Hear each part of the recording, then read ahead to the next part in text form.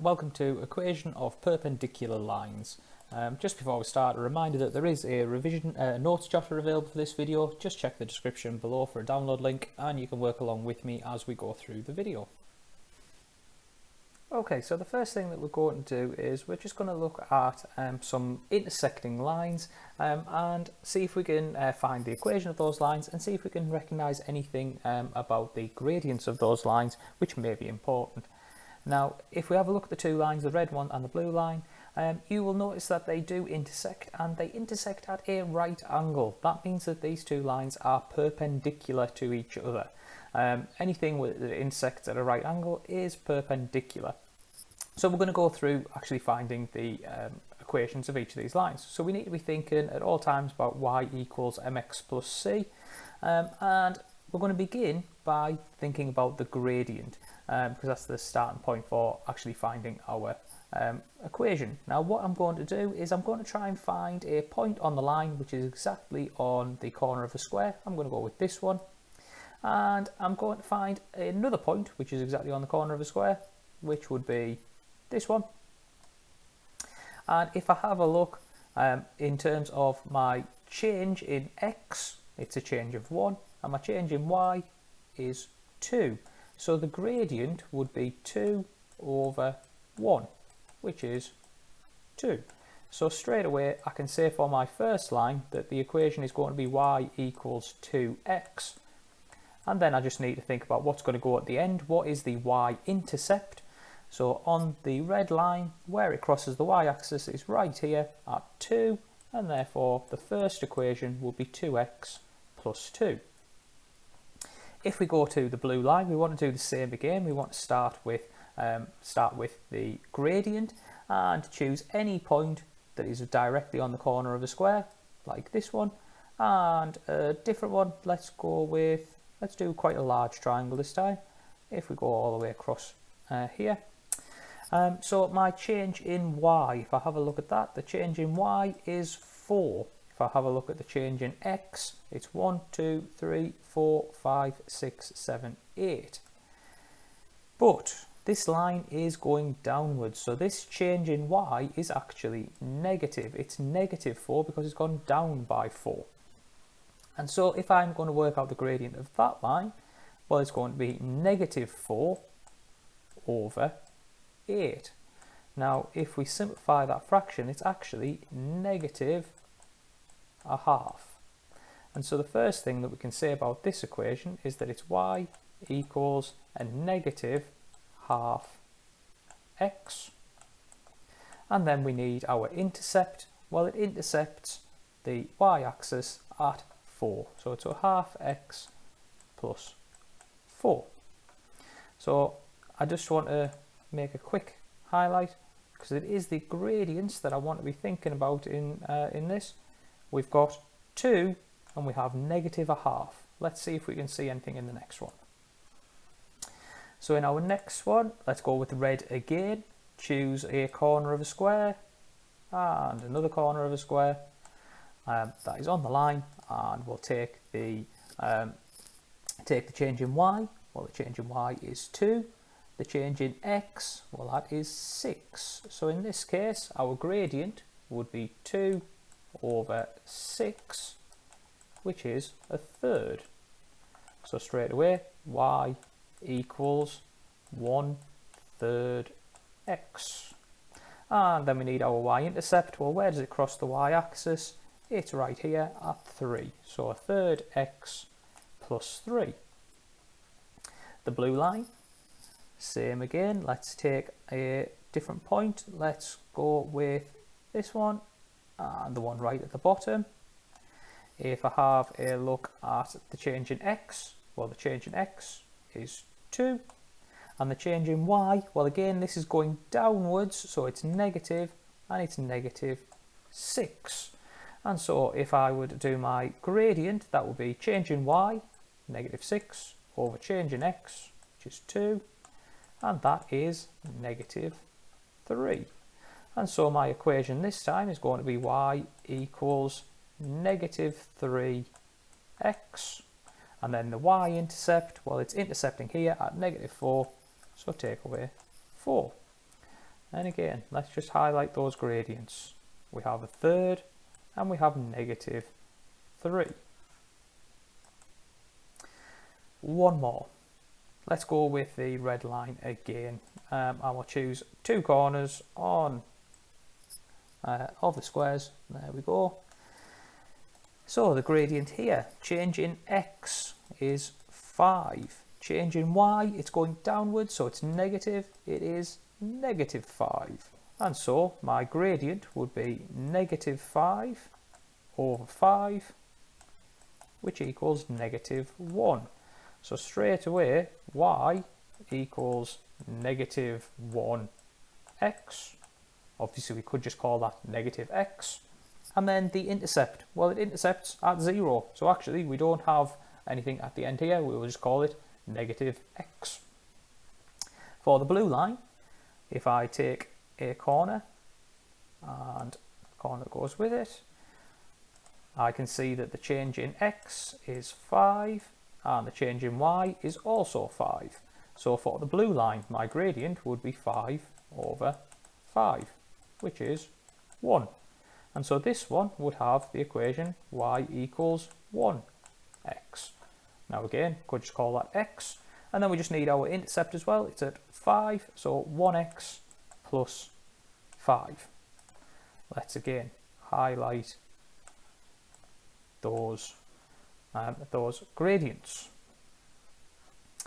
So what have we noticed about them? Well, if we look at every case, the first thing that is standing out to me is that I always have 1 positive and 1 negative.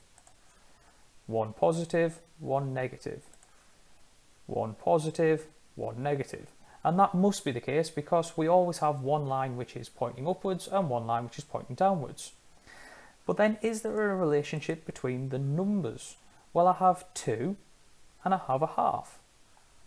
I have a third and I have 3. I have 1 and 1. Now, the key here is a word you may well have seen before, and that word is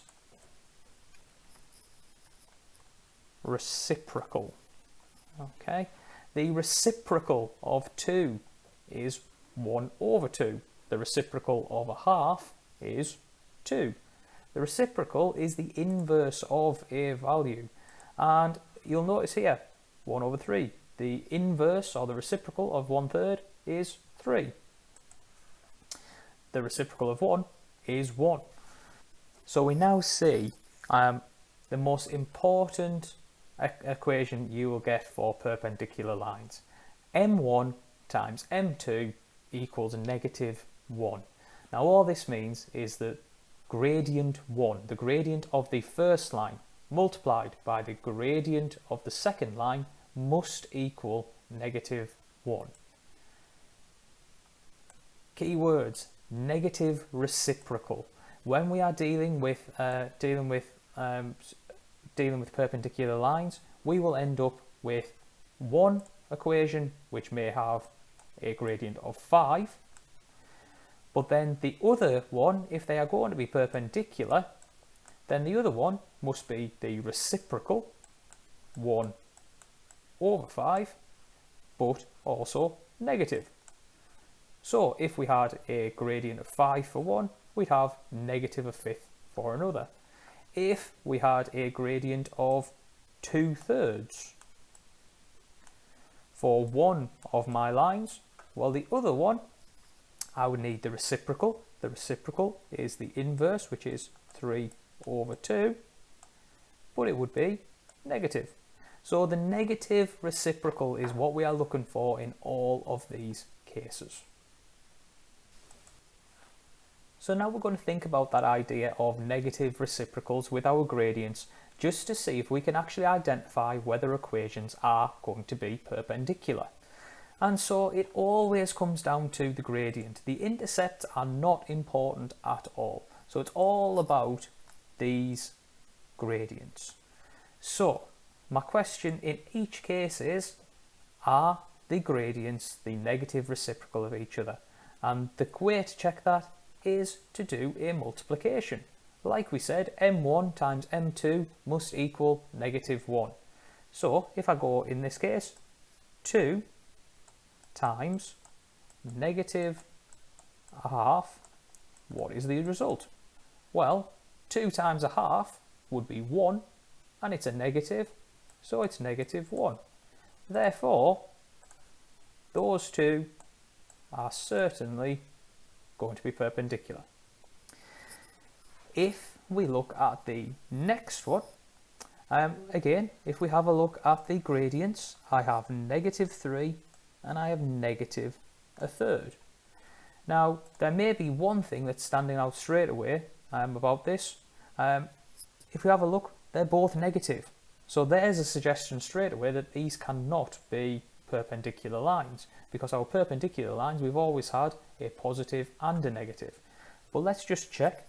If I do -3 times -1/3, well, 3 times 1/3 is 1. Negative times negative, that is +1 though, and therefore those two lines are not going to be perpendicular. And finally, 2y equals 3x take away 2, and y equals -2/3 x plus 7. The first thing we have to be aware of here is that this is the gradient of line 2, but the 3 is not the gradient of the first one, and that is because we are not in the form of y equals mx plus c. In order to find the form y equals mx plus c, we're going to have to divide it by 2.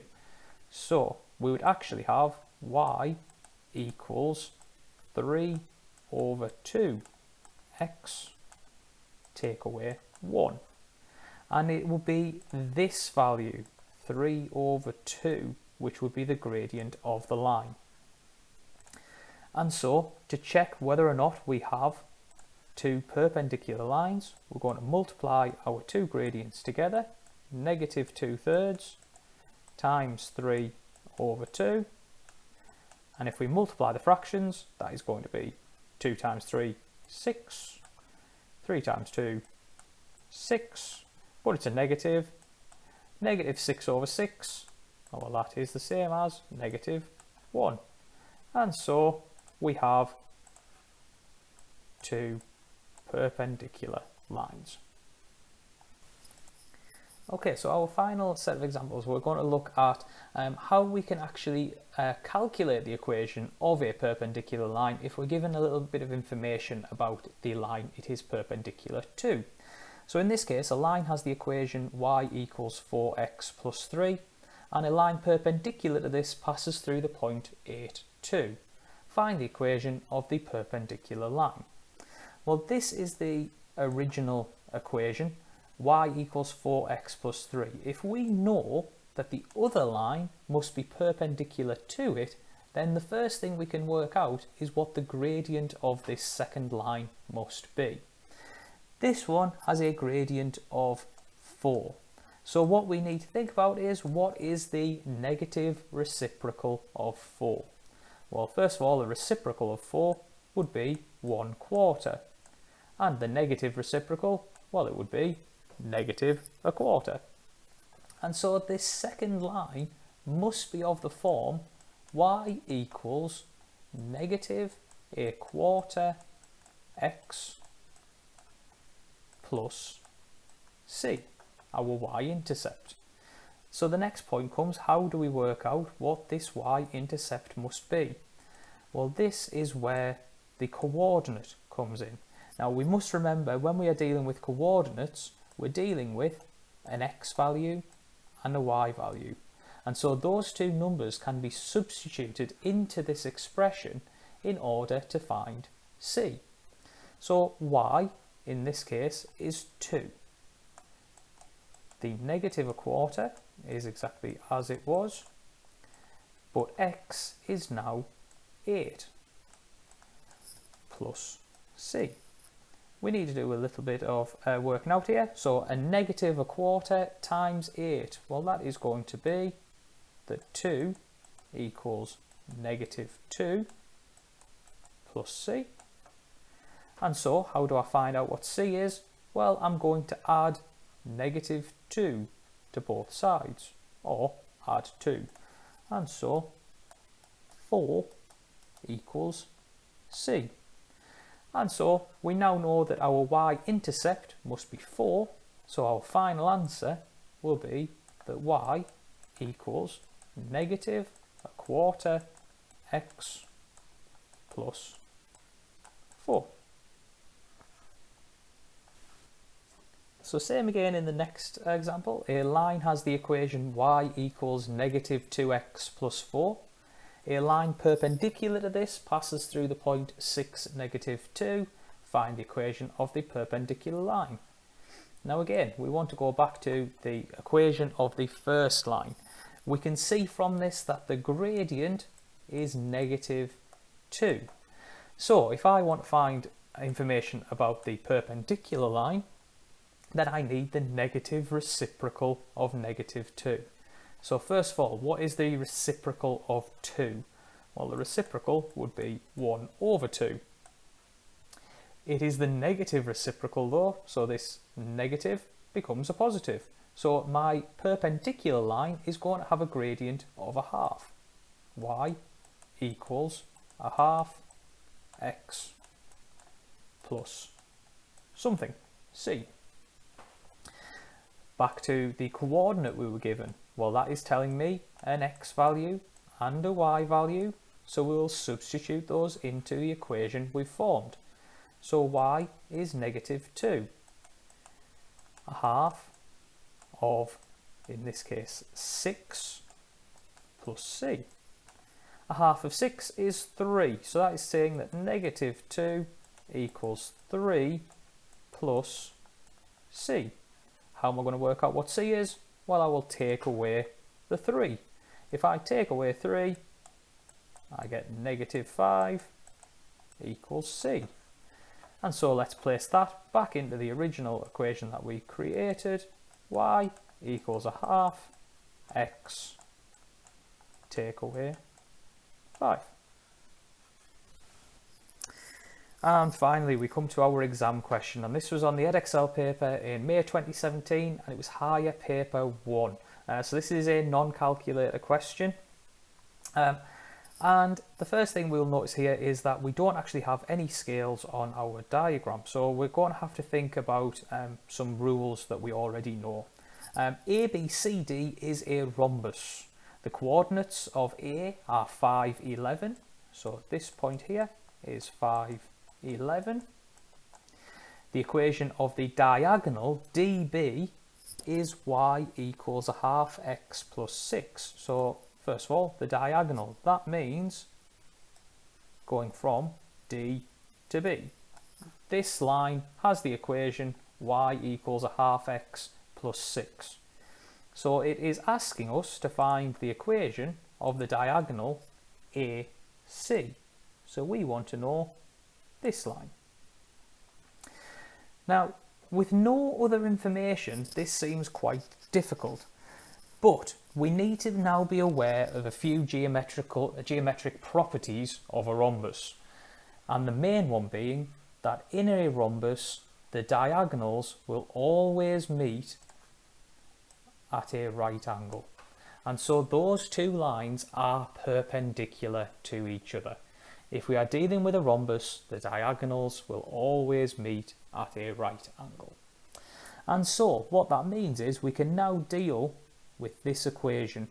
If that is the equation of DB, then our line that we are looking for is going to be perpendicular to it.